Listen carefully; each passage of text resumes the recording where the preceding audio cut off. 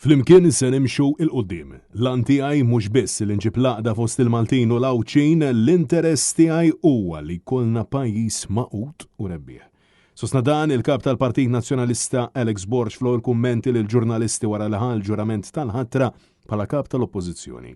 Alex Borg insista li dan huwa mument importanti mhux biss għall-Oppożizzjoni iżda għall-pajjiż u sostna il-wasal iż-żmien li d-differenzi ta' bejnietna jitwarbu sabiex f'alleanza waħda naħdmu favur il-familji Maltin u Awċin.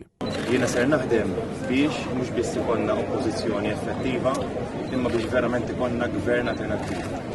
Gvern alternattiv li ma jħares biss l-interessi tal-blu u l-aħmar, imma li jara l-interess tal-abjad u l-aħmar, tal-bandiera tagħna l-koll, tal-Maltin u l-Awċin kollha.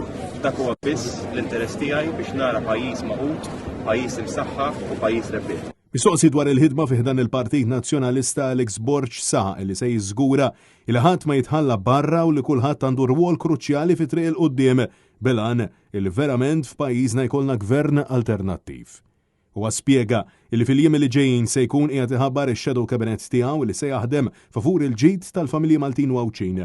Intant, il-kap tal-Partit Nazzjonalista saq illi l-bidla ġenerazzjonali li jrid iwassal ma tfissirx biss bidla kosmetika, iżda bidla fil-mentalità, bidla fil-komunikazzjoni kif titwassal il-politika f'pajjiżna li ninsew id-differenzi ta' bejnietna u minflok infittxu dak illi jaqadna.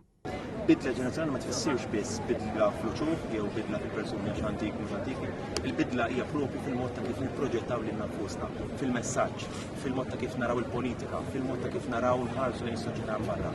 U dik hija propju t-tip ta' politika li l-poplu barra aċċana liha, politika kostruttiva illi bija nerġgħu niksbu il-fiduċja mhux biss tal-Partit Nazzjonalista u tan-Nazzjonalisti imma tal-poplu Malti u Awċin. Francesco Catania, Net News.